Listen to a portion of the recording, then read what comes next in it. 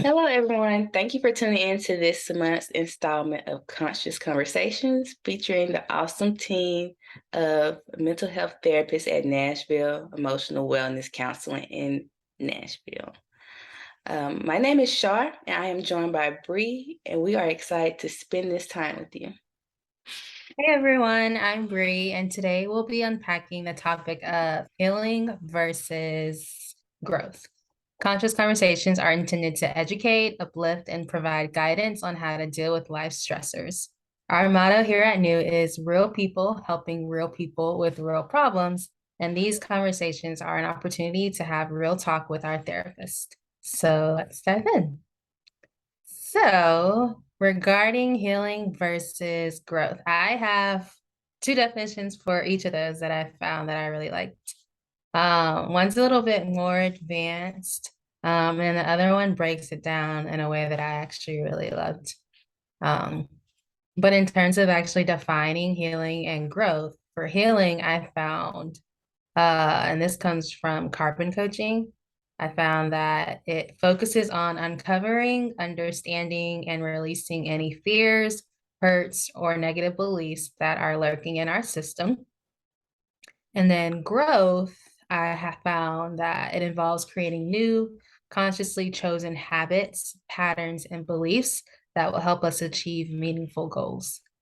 Um, but the other definition that I found, this comes from Tim Goodenough. I really liked what he said, and it's not really a definition, but it helps me break down the understanding. It was kind of like an ah moment for me because I didn't realize that I collaborated them, not collaborate, that might be the word. I combined the terms together and actually really kind of doing my research on these words really helped me separate them and see how they correspond with each other. But Tim Goodenough said that healing is the process of letting go of something that makes us feel unsafe, and growth can only happen when we feel safe. Um, and then he also said that we can only grow at the level that our healing allows us to. Mm, okay.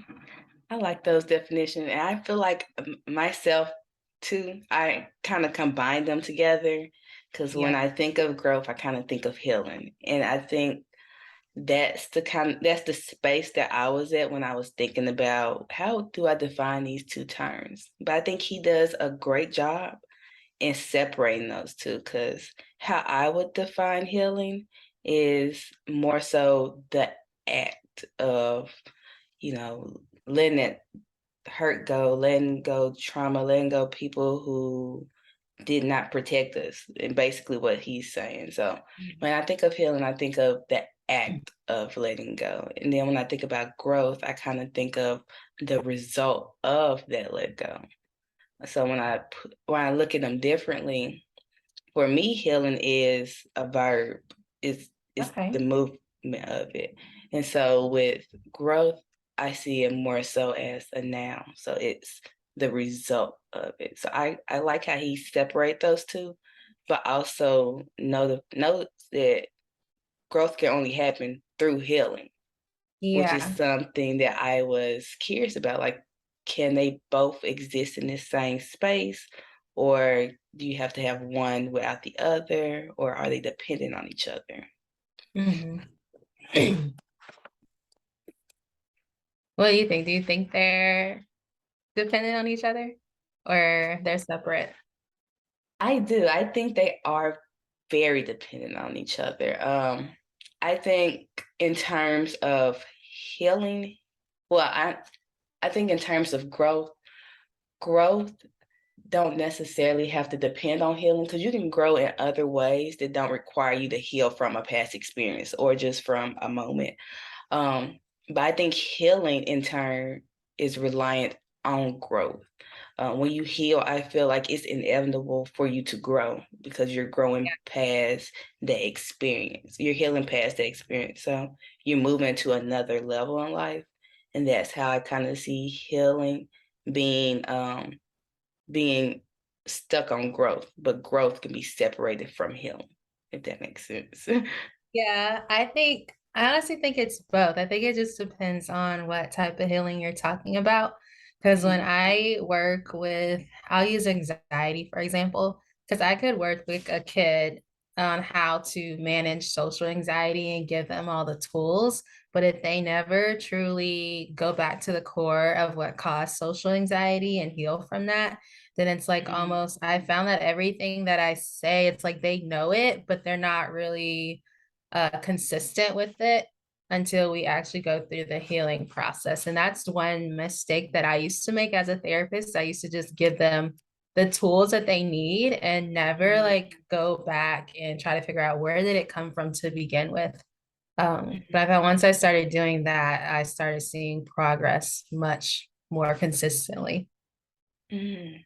I didn't even think about it like that. That makes a lot of sense, though, Mhm. because you do have to look at the source of where the healing is coming from to better understand, like, what the growth that you're seeking. Yeah. Uh, But then there are okay. also times where they just go hand in hand and where growth.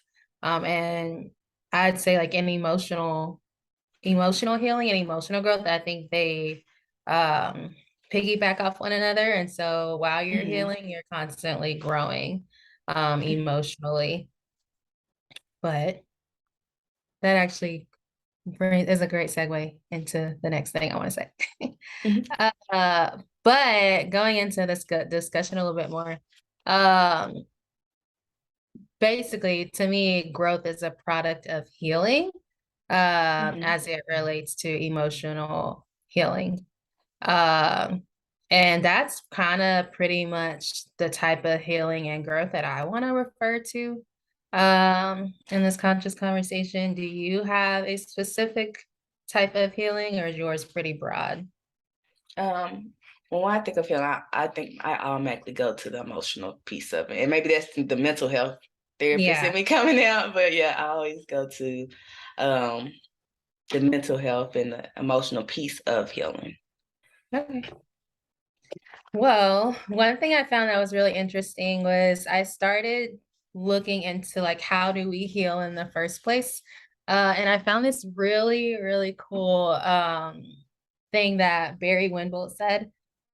He or she, I'm not sure, one of those, described a healing attitude. And I really loved what they said. And they said that that was one of the first steps to move towards healing is having a healing attitude in the first place. And the way they defined that is, or what they said about it was that success is never guaranteed.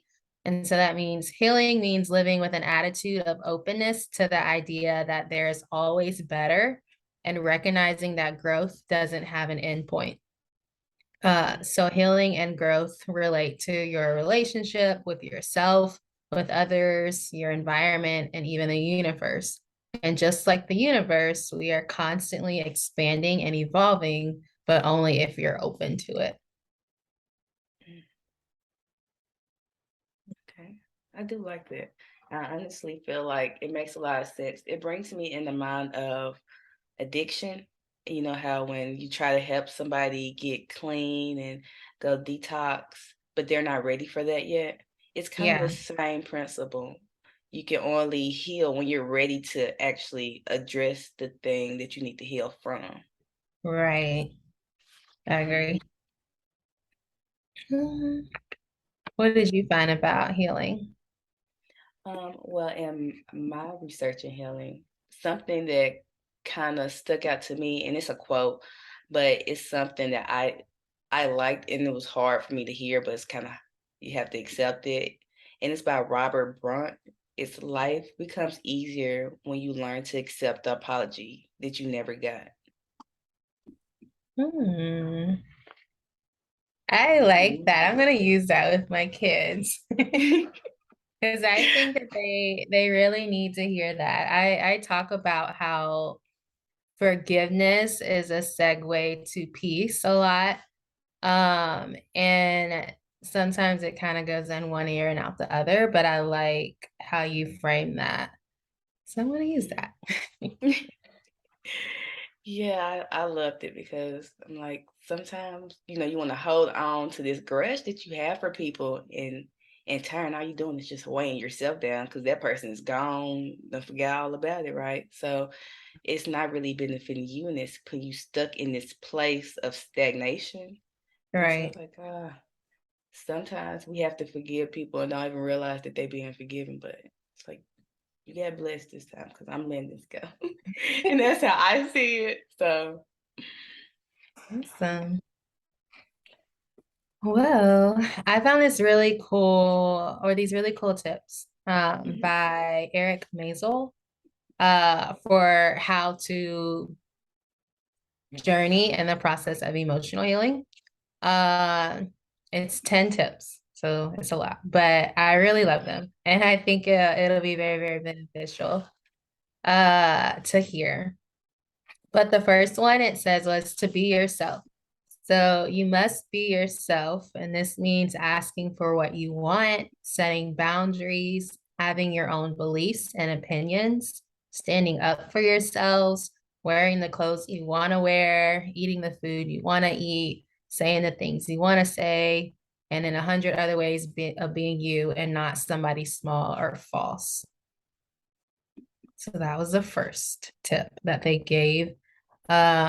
And I love it, especially because society today, especially with teens, they're so quick to want to be whoever they follow on social media that's Mm, popular, or want to be like the most popular girl at school, or they simply, it may not even be like want to be like someone particularly, but like they have to, that's like the style. And so they feel like that's their style, but they don't feel confident in it because deep down it's really not how they would prefer to dress. mhm. Um, so I love the just the understanding of really truly being yourself as one of the first tips to move towards healing. Right. Yeah. I love the emphasis on boundaries too. 'Cause I'm like, ooh, boundaries. And like you said, kind of working with the teams that I work with, it's they forget this line of not even just having boundaries for other people, but having boundaries for yourself. Right. And so that is something that I am constantly working on. And even within my own self, just looking at how my boundaries are changing. Right. Hmm. So, and it's Yeah. connecting you more of being who you are. Exactly. It also teaches people, one of the reasons why I emphasize setting boundaries with teens is because it teaches people how, what to say and do around you and what's appropriate and what's not appropriate. And I find myself in a position of always asking, like one kid might get mad because one kid did something else or their sibling did something else. And I've always asked them first, do they know that you like that? And they're like, well, Mm, they should know right. because I'm cussing them out and I'm throwing stuff at them. And I was like, yeah, but maybe they don't, you know? So have you Hmm. really just set that boundary with them and said that, throwing stuff at me is not cool. I don't like it. Or doing this to me is not cool. And really verbally saying that. Because Yes. just because we think that somebody should understand what our facial cues means or our actions means, sometimes we find that people don't. Hmm. Yeah, it's very true. And then you're upset about this situation, and this person doesn't even know that they got you this mad and hot and bothered Right. about it. So it's like, Right. Let's see. Okay. The second tip I have that he gives is to invent yourself. Um, and this kind of falls along the same thing I was just talking about, but it says we come with attributes and tendencies that are molded in a certain environment.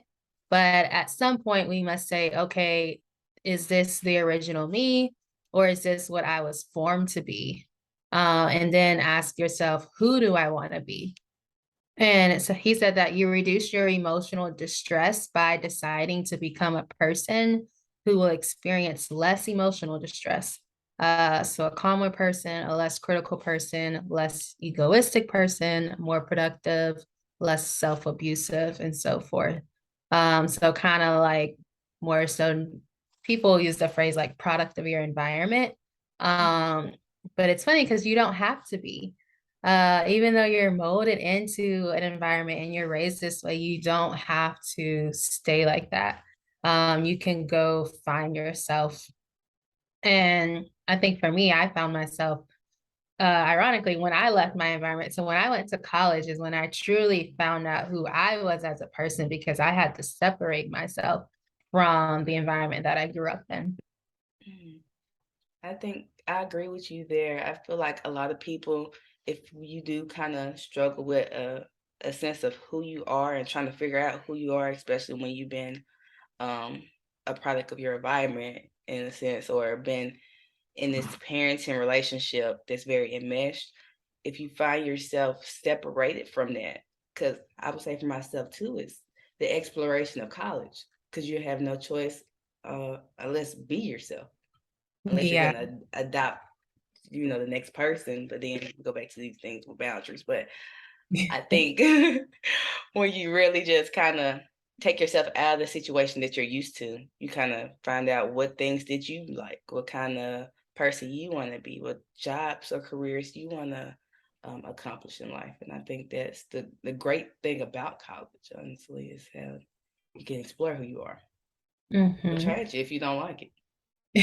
Yeah. Yeah. You made a good point though, because you could honestly, uh, I see the how the molding in terms of like you could be molded in a home environment, but then you could actually go to college and like cling on to like your, let's say you have a roommate and cling on to how your roommate is, and then just kind of absorb that energy and that Mhm. environment and think that that's who you are too. Um, but I still think in some way, still you getting out of just the home environment and around your parents and things like that, and the stuff that you grew up around is still a big step into becoming who you are, or Mhm. recognizing who you are. Mhm. But okay, the third tip that he gives was love and be loved. So part of our nature requires solitude and alone time and independence. But this isn't the whole story of our nature. We feel happier, warmer, and better, live longer, and experience life as more meaningful if we love and let ourselves be loved. We must be individuals, so we crave individualism, but we also must relate. So to do both, be ourselves and relate requires that we acknowledge the reality of others, include others in our plans, not only speak but listen, and also become aware of our faults within ourselves. Mm. Okay, that makes a lot of sense. I think the hard part for myself personally is the be loved part, because I'm so used in love being independent that sometimes I forget as people, we need people, and that feels good having people. Um, Mhm. It's funny because this actually, well, after I read this, this popped up a scene in my head that I saw on Facebook. Have you seen Home Alone? mhm. So I saw, and I didn't even recognize it when the scene happened, but now that I saw it on Facebook, I was like, oh, that was like actually really deep.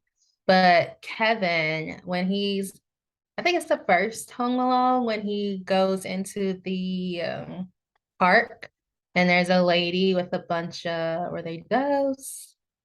um, doves or birds.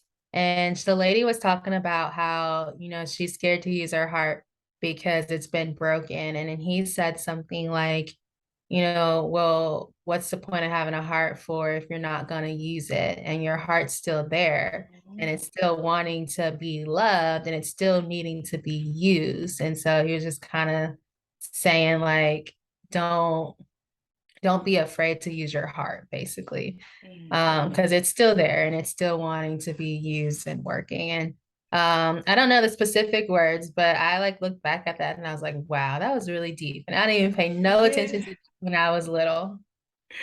Yeah, he was a really deep kid to be saying something like that. I'm like, who is this little kid talking to me like this? But Yeah. Um, I love it. all right. The next tip, this one is actually my favorite. This next tip, he words it as get a grip on your mind. So he Mhm. says, nothing causes more emotional distress than the thoughts that we think. We must do a better job than we usually do of identifying the thoughts that don't serve us, disputing them, and demanding that they go away, and then substituting them for more useful thoughts. So, thinking thoughts that do not serve us is the equivalent of serving ourselves up emotional distress. The only thing we can get a grip of, oh, well, he said only we can get a grip on our own mind. So, if we don't do that work, then we'll continue to live in distress. All right. Yeah, definitely agree with that for sure. Because we can be our own worst enemy. Yes. Hmm. And some people find it, even some of my clients, sometimes they find it hard when I tell them to reframe their thoughts. And what Mm. I found was that when, so basically just using like positive self-talk. Hmm. But I found that, well, I realized that after I've kept hearing it so many times, like, why does everybody struggle with positive self-talk or being consistent with it? And I realized that it's because they tell themselves unrealistic things. So let's say like they're depressed and they wake up and they're in the mirror, bawling, crying, and then they say, "I'm happy," while they're bawling, crying. Like that's Hmm. they say like the exact opposite. And so I'm trying to get them to say, well, you don't want to say something unrealistic. Of course, you're not happy. You're bawling, Right. crying, looking at yourself. So of course it's not going to work.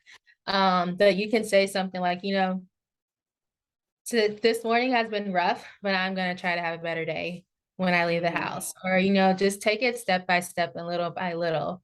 And then that's what I found that's been starting to help some of these kids. And they don't realize that because as soon as they hear positive self talk, they just think of exactly the opposite and they tell themselves that. And I realize it's just not working for them.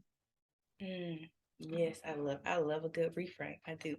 I actually was working on that recently. And I love it so much because it reworks your mind. So you get so used to hearing nothing but positive, kind of like positive affirmations, right? Yeah. So when you're used to hearing such negativity and maybe something in your household that you're used to listening to, and you just grew up with it, right? And so it kind of goes back to our theme of like healing.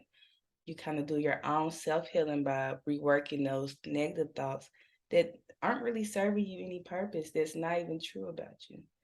And so you Mm, just reworking it with positive thoughts and positive affirmations or self talk. yeah. Let's see. The next one is a little bit easier said than done. But it's forgetting the past.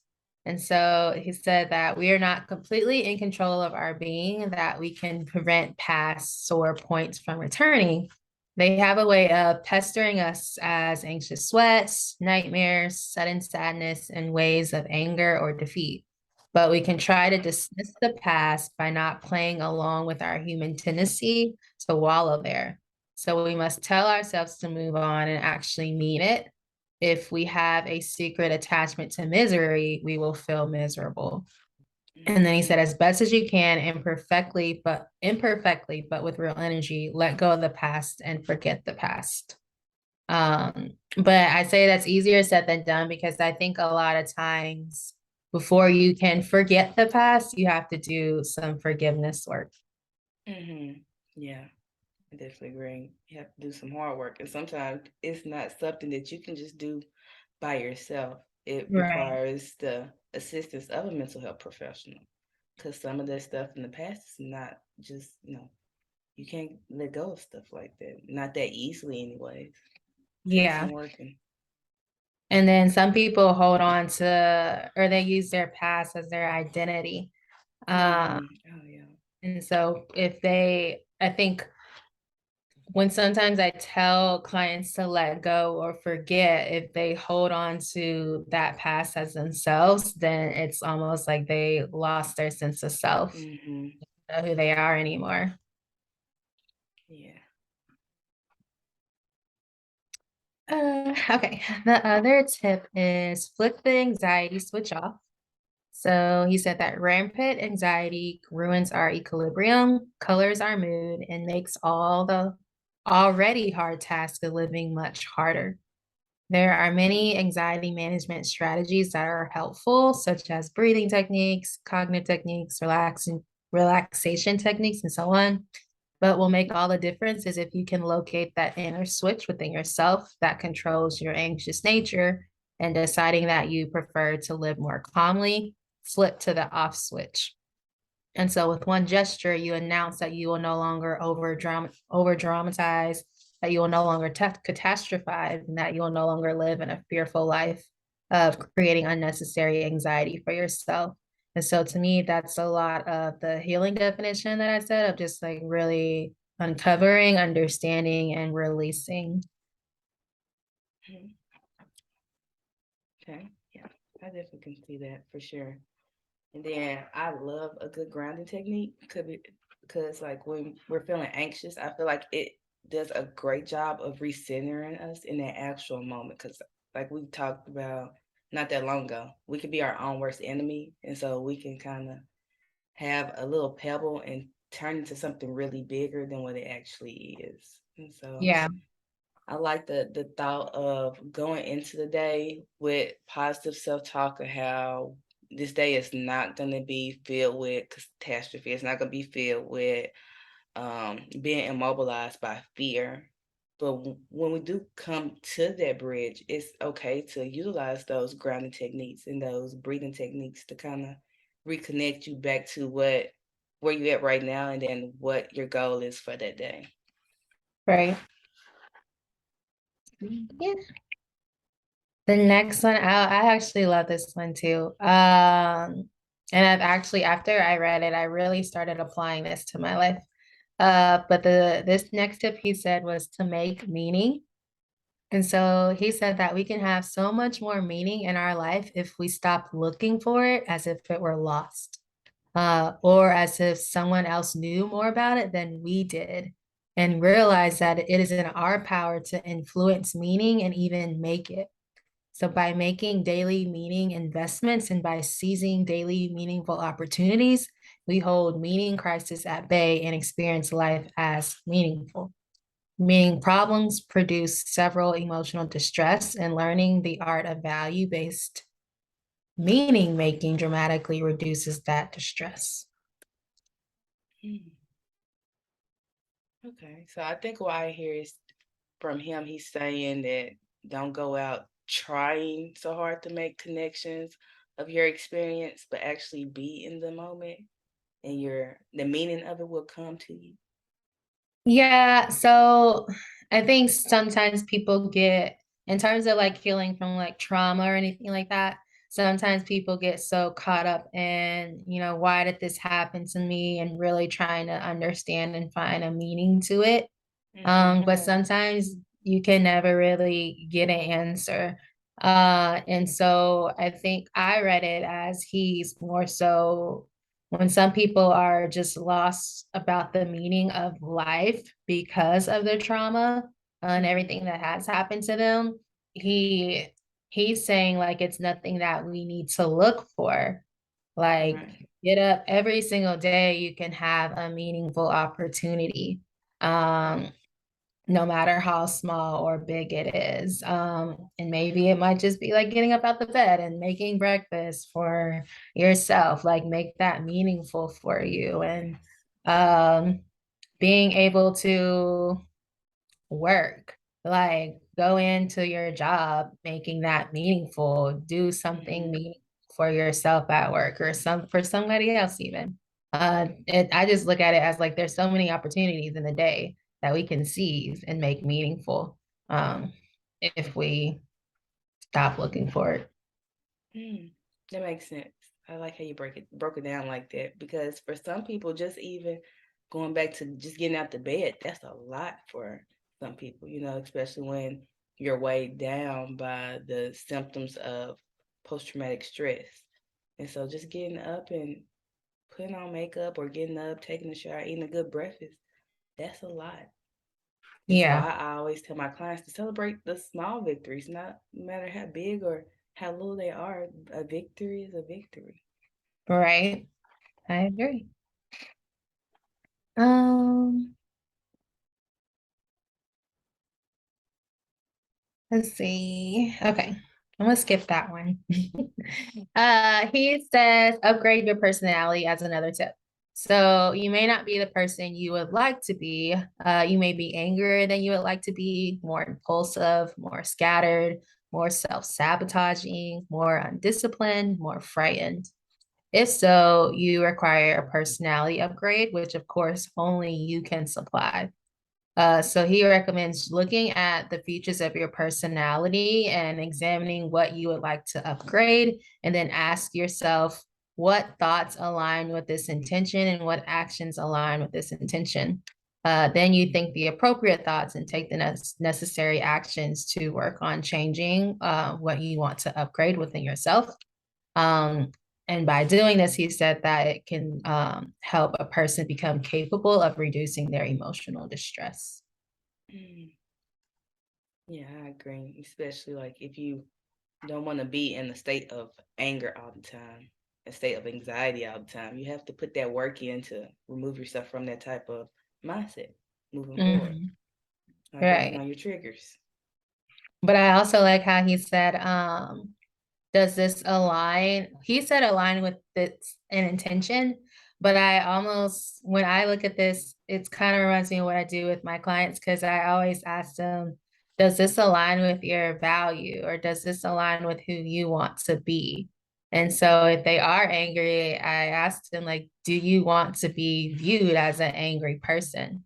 Do you want to walk around every single day for the rest of your life angry?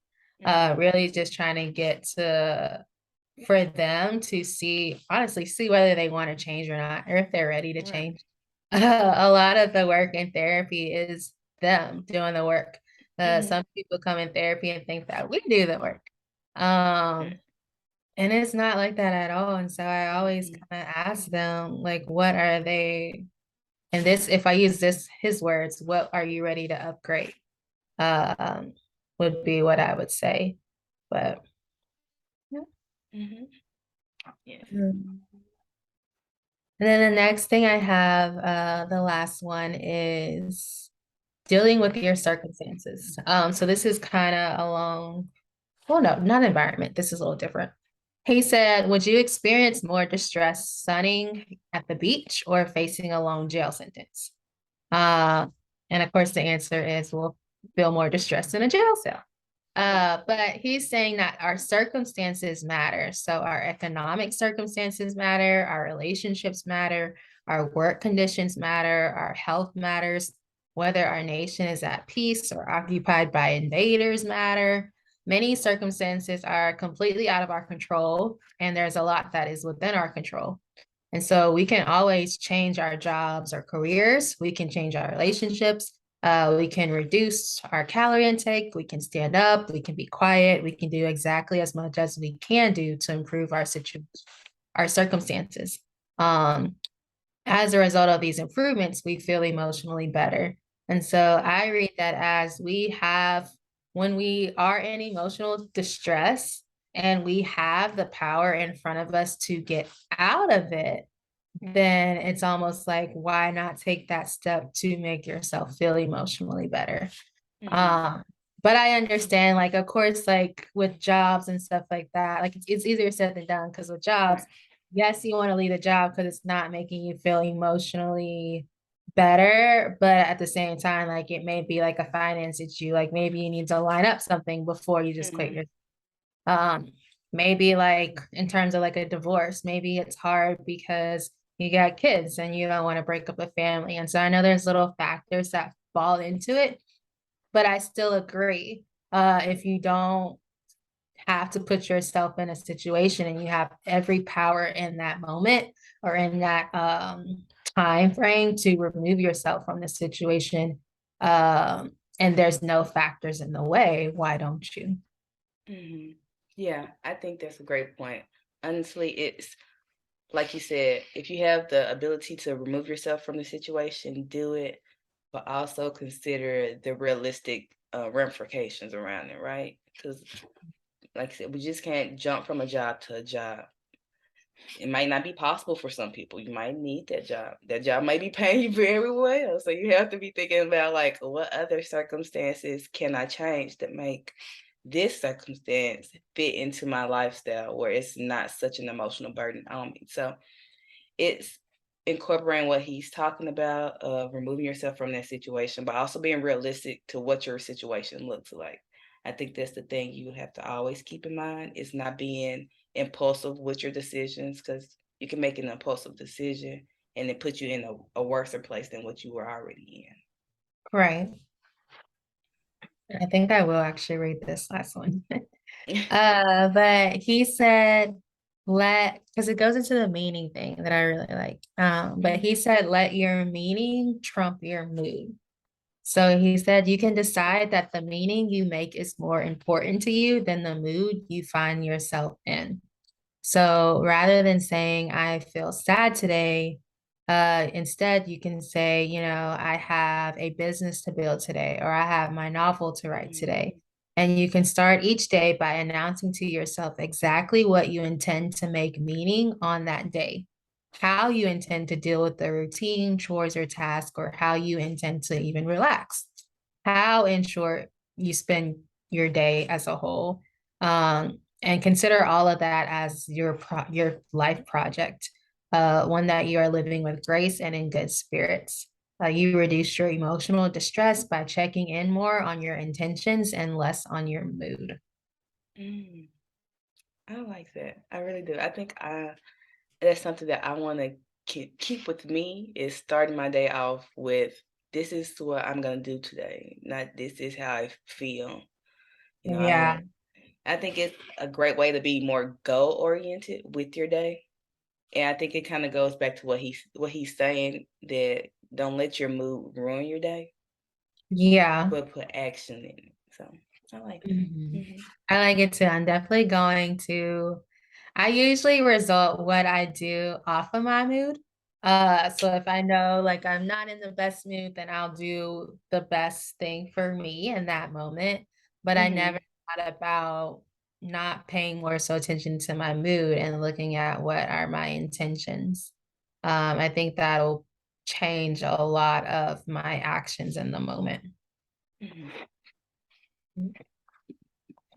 But that's all I had as far as healing goes. I have a little bit more about growth, but I want to see if you had anything about healing. I actually do. So I'm sorry. So I have these 7 steps for a daily practice to embody growth and healing, and it Okay. comes from the tiny Buddha. And so one of the steps is being clear. The other one is developing a vision, creating a safe space, getting in touch with your body, getting in touch with your emotions, journaling, and committing. You said the first one was being clear. Hmm. Yeah. So the first step into embodying healing and growth is being clear. So when I hear that, it kind of goes to that last step that you were talking about, being intentional. So that and the second step, develop a vision, kind of goes hand in hand to me. Yeah. And then the third step is creating a safe space, getting more in touch with your body and your emotions, journaling, and then the last piece of all of it is to commit to the steps. Hmm. I love creating a safe place or safe space just because that's something that people don't, in my eyes, people don't see the importance of Mhm. sometimes. Because, or I guess consistently or as a whole, because I found in my clients, a lot of times what they do is when they need to calm down, their emotions are so high, they naturally go to a safe place. They say all the time, Mhm. "Oh, I go here," and they leave the environment that they're in because it's chaotic or whatever it may be to go do some type of coping skill or coping strategy. But I'm realizing now that you said that it came up to me that it's their safe place. So wherever they're going to, that's where they feel safe. Uh, Mhm. and I'm starting to realize that I think I need just working with my clients, I need to help them know that that is their designated safe place, and then start identifying safe places in all of their environments so that they Right. know this is where I can go when this happens or stuff like that. Yeah, I agree with you. I think that we don't focus on it often, and the times we do focus on it, it's more so in risk assessment or creating a safety plan. But in reality, we need a safe space, in general, where we can just, this is my quiet place. I can be who I am. I can relax. I can get out of the situation that I'm in that put me into this place. So yeah, I like the importance of having a safe space. Mhm. And I love being in touch with your emotions and your body. Mhm. Mhm. I think Sometimes that's one that I took for granted. It's like being in touch with your body, like, because you really don't understand. Well, in my personal experience, you really don't understand and appreciate the little things or getting to know your body until you're in a space where, you know, you're more vigilant about like your outside stimuli. mhm. But I think, well, with the females, I think I see a lot of, what's it called? A negative self view of their body or Yes. a negative Hmm. body image. That might be it. Yeah. Hmm. And so that's honestly a lot of the work that I do when I have to do body work or body image work. I literally have to reframe just like the beautifulness of the body outside of just appearance. Hmm. And really work through that with females so that they can understand that, you're more than just a body, like but also appreciating what your body actually does for you as far as you're able to get up and walk, your bones are strong, like your body tells you things, like it's almost like a messenger. Hmm. When you're hungry, your body lets you know by doing what? I said, yeah. So like it growls or it does whatever it does. Or Hmm. when you're tired, your body lets you know by shutting down. And so it's like just teaching them everything else besides that their body does for them so that they can really appreciate it other than just the visual Appearance. Yeah. appearance. I think we get stuck sometimes, especially as females, just growing up in this society of being stuck on the appearance part of the body. Mhm. Cool. I love those. Let's see.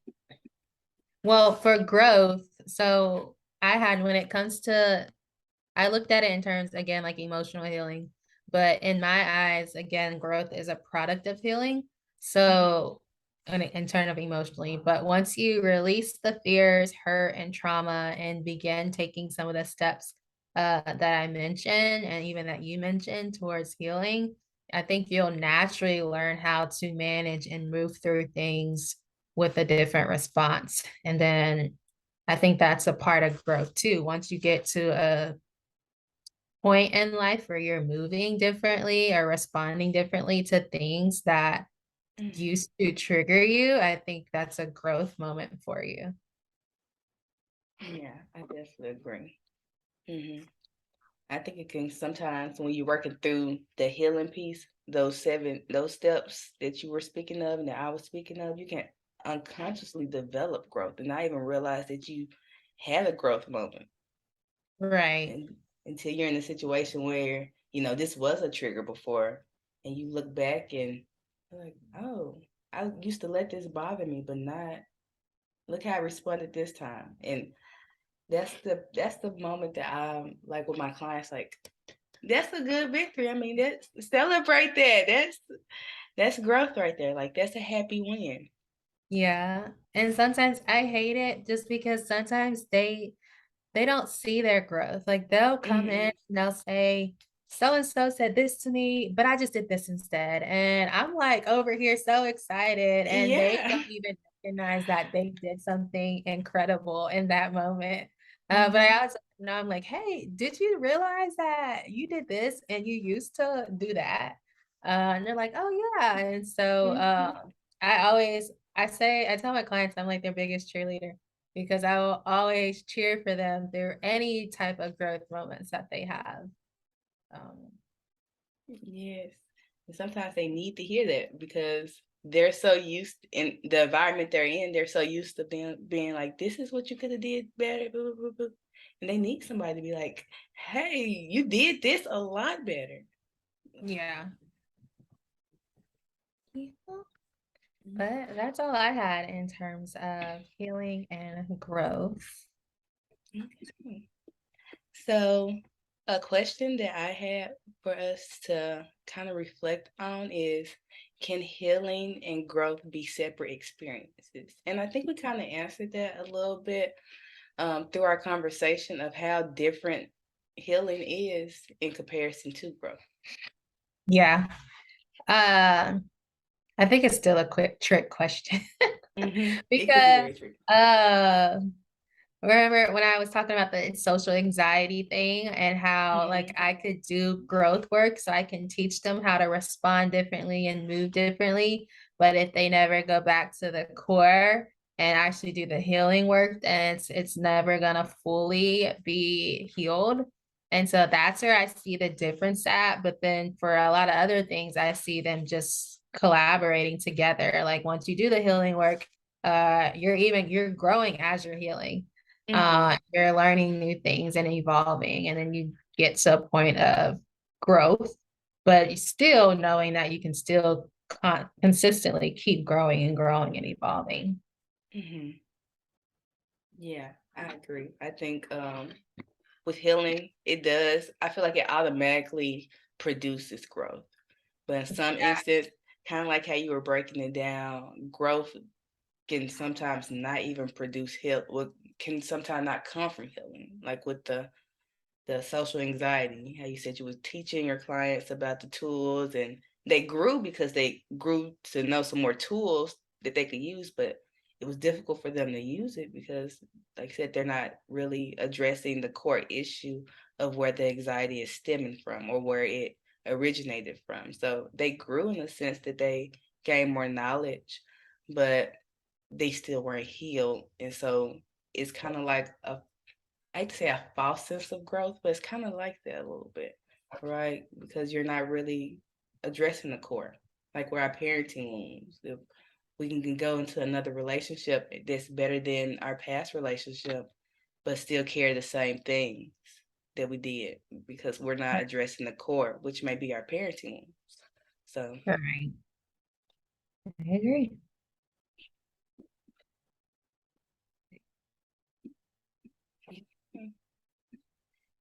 I can ask another question, or do you want to? Yeah, we can do the other questions. Okay. So another question that came up is, can healing and growth be productive? Um, I think it only can be productive as you allow it to be. Um, so as much as, well, I guess if I look at it in terms of like therapy, I think in my eyes, sometimes therapy as a whole can be healing and growing. Mhm. And so, but if you don't make it productive, so like let's say you come in and I'm doing this healing work with you and you're just like agreeing to everything. Um, as a therapist, what I do is sometimes when I can tell they're not being honest, I just say, the type to be real with my clients. So I'll call them Mhm. out sometimes. I'll say, do you want to try that again? Or like it works with kids. I wouldn't do that to adults, but like, and then they'll like tell me the truth. But sometimes like I truly have to trust that my clients are telling me the truth. And when they're not, and then it's not beneficial to them because I think that they're Mhm. healed from that, or I think that they're in a good place where we can move to the next level. And they're in the back of their mind, they might know that they're not, but they're still moving in it because they said that they're ready. And then I'm hearing that they're ready. And I'm like, okay, we're moving on to this. And sometimes they may not speak up, which makes it not beneficial, not really truly productive. Because now I'm moving at a faster pace and you're not ready for it. Right. Yeah. Yeah, I think it kind of goes back to the earlier conversation that we were having. Like you have to be open and ready for healing for you to actually get to a place of healing. Because if you're not, and we're going through these interventions together, if we're talking about tools, like I said, it's going out in one ear and out the other. I mean, you're hearing it, you can be receptive to it, but it's not going to really be helpful to drive your growth. I think for myself, I think when you're actually in the work of doing healing work and actually working towards growth, and that's for me like being vulnerable, being open, being very engaged to the process that we are working on. I think it is productive. I think when you're not receptive or when you're not open to doing the work, that's when it becomes unproductive. And to me, that's not really what you're not really working on healing. So I feel Yeah. like when you're actually actively and actively engaged and working on healing, then healing is very productive. Growth is again the result of that, and you can see how productive healing is through your growth. But when you're not, it doesn't really work. So, I agree. okay, and so my last question is, how do you work through a space of healing and growth?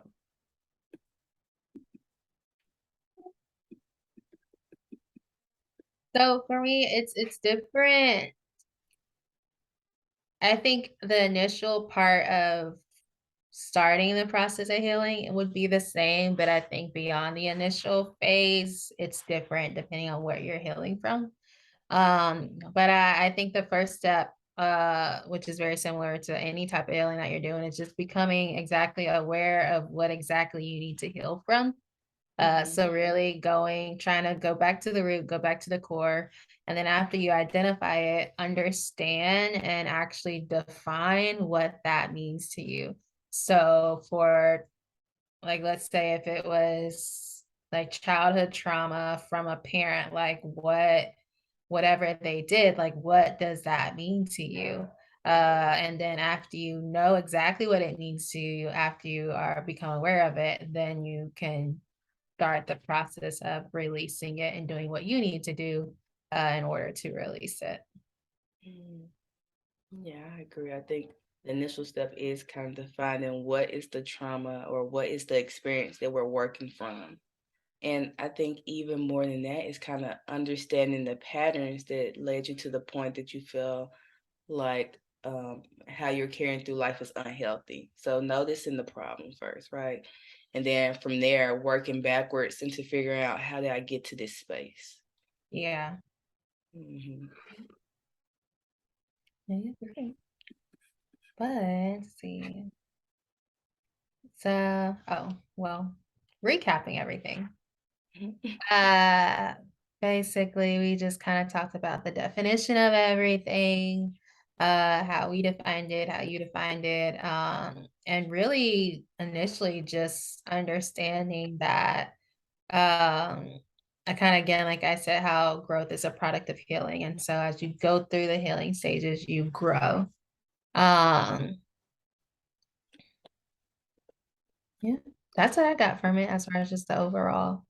I think there's different steps that you can take depending on what it is that you need to heal from.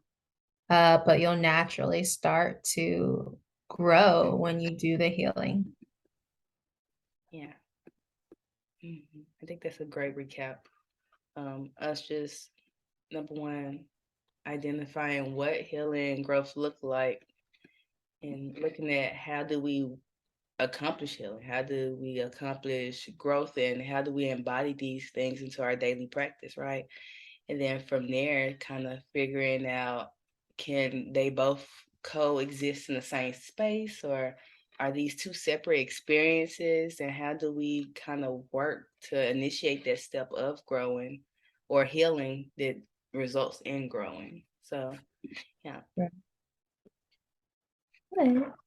So resource, okay, I found a really good resource. It's called Healing Tree, and the tree stands for Trauma Resources, Education, and Entertainment. So Healing Tree is an organization dedicated to making healing the new normal. They provide trauma-focused resources and education by producing and partnering with relevant film, television, theater, and empowering the social change necessary to create a healing movement. Okay. And so a resource that I have, which I feel like everybody should be very familiar with, is the Suicide Prevention Hotline, which is now 988. It's a very shorter form of the hotline. I think it's always important for us to keep in mind having this resource for any case of emergencies. And in the case of emergency, please call 911 or go out to your local emergency room. Oh, let's see. Thank you all for tuning into this month's edition of News Conscious Conversation. We hope you are inspired, uplifted, and empowered. If you have any questions, reflections, or feedbacks, we want to hear from you guys. Feel free to leave us a comment or reach out to us via email at contact@newcounselingpllc.com. Contact CONTACT at New Counseling, NEWCOUNSELING